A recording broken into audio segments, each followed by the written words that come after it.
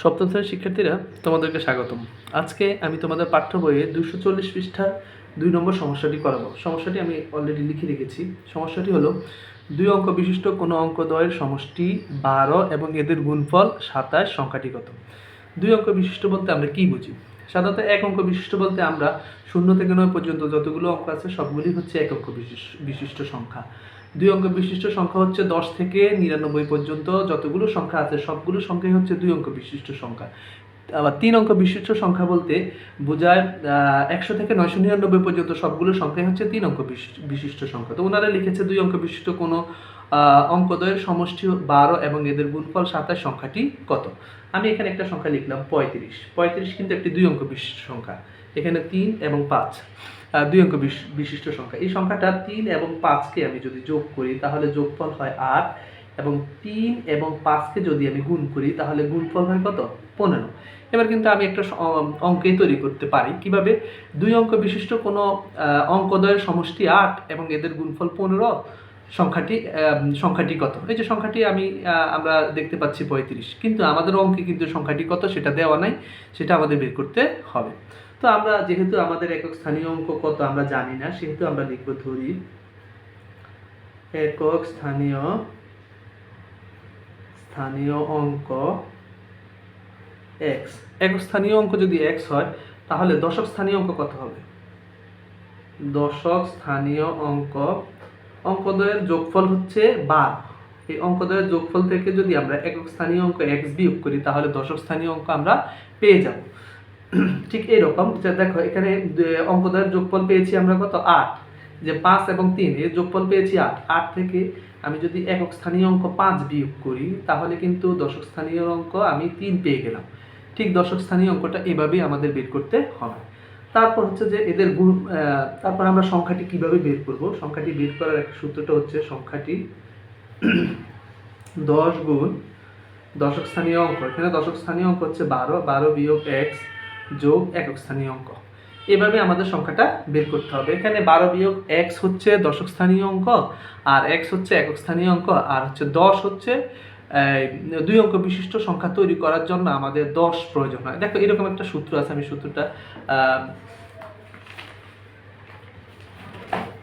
সূত্রটা অলরেডি আমি এখানে লিখে রেখেছি। 2 অঙ্ক বিশিষ্ট সংখ্যা কিভাবে তৈরি করতে হয়? 10 গুণ দশক স্থানের অঙ্ক, এটা একটা সূত্র। 10 গুণ দশক স্থানের অঙ্ক যোগ 1 গুণ একক স্থানের অঙ্ক। ধরো আমি সেই 35 সংখ্যাটা দিয়ে কাজ করি।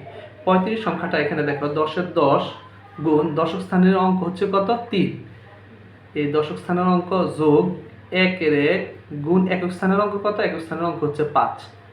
তাহলে 3-10-এ 30 যোগ 5-এ 5।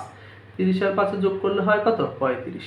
এই যে 2 অঙ্ক বিশিষ্ট সংখ্যা ঠিক এইভাবেই তৈরি করতে হয়। তাহলে এই যে আমি 2 অঙ্ক বিশিষ্ট সংখ্যা কিন্তু এখানে সূত্রে 10 আছে। এই সূত্রের এটা হচ্ছে সূত্রের 10। 10 গুণ দশক স্থানের অঙ্ক যোগ 1 গুণ একক স্থানের অঙ্ক। 1 লেখার কোনো প্রয়োজন নাই বিধায় আমি এখানে 1 লিখলাম না। ঠিক আছে, এবার প্রশ্ন মতে ওনারা বলছে যে অঙ্কদ্বয়ের এদের গুণফল হচ্ছে 27।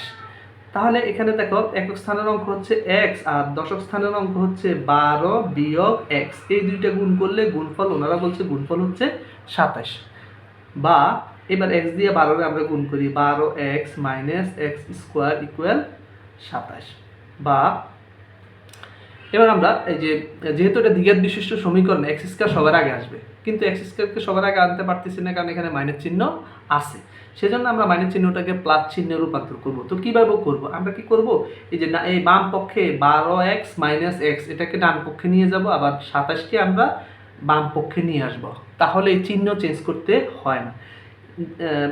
যেমন আমরা এই 27কে আমরা বাম পাশে নিয়ে আসলাম, আর 12x মাইনাস x স্কয়ারকে আমরা কি করলাম? ডান পাশে নিয়ে গেলাম। এক্ষেত্রে কিন্তু কোনো চিহ্ন চেঞ্জ করার প্রয়োজন হবে না। যদি আবার আমি একটা একটা করে সংখ্যা নিই, একটা একটা রাশি নিই, তাহলে কিন্তু চিহ্ন চেঞ্জ করতে হবে। অর্থাৎ আমি যদি শুধু x স্কয়ার নিতাম তাহলে এখানে মাইনাস চিহ্ন আছে, ওই পাশে গেলে প্লাস চিহ্ন হতো।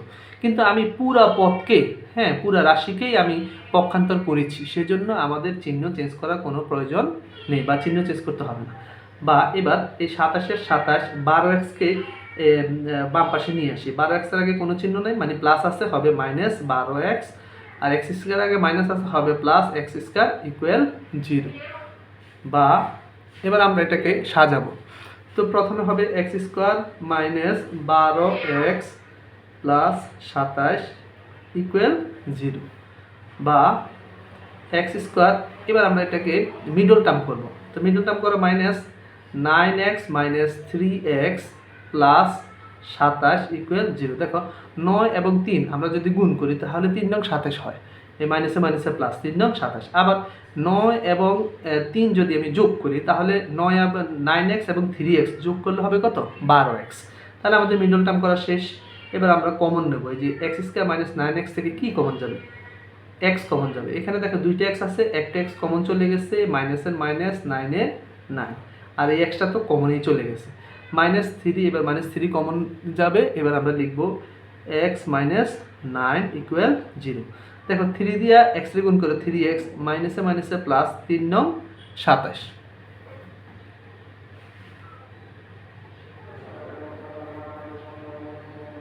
বা দুইটা থেকে একটা কমন নেব, x minus 9 x minus 3 equal 0। এবার দেখতে পাচ্ছি আমরা এক্স মাইনাস 9 এর মানও 0, এক্স মাইনাস 3 এর মানও 0।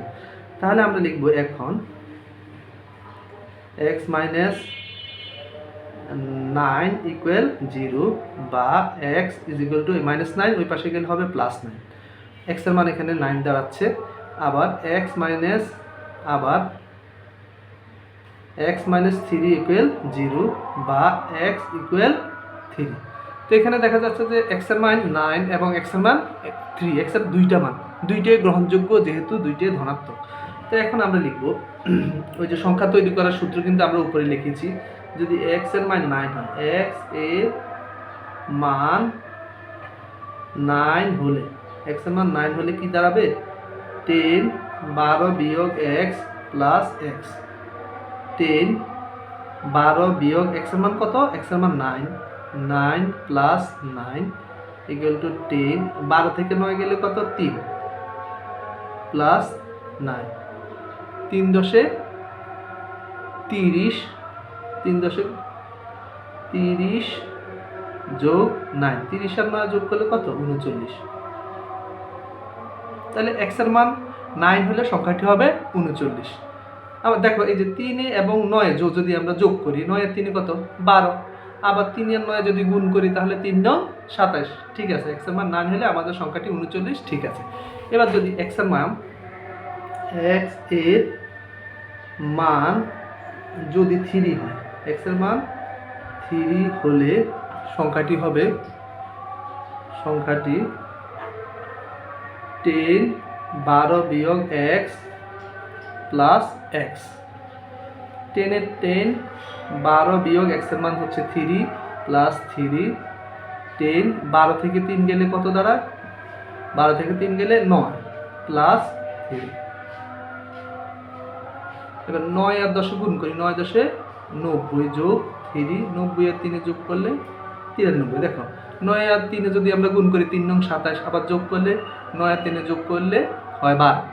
তাহলে আমরা x এর মান যদি 9 হয় তাহলে সংখ্যাটি হবে 39, আর x এর মান যদি 3 হয় তাহলে সংখ্যাটি হবে 93।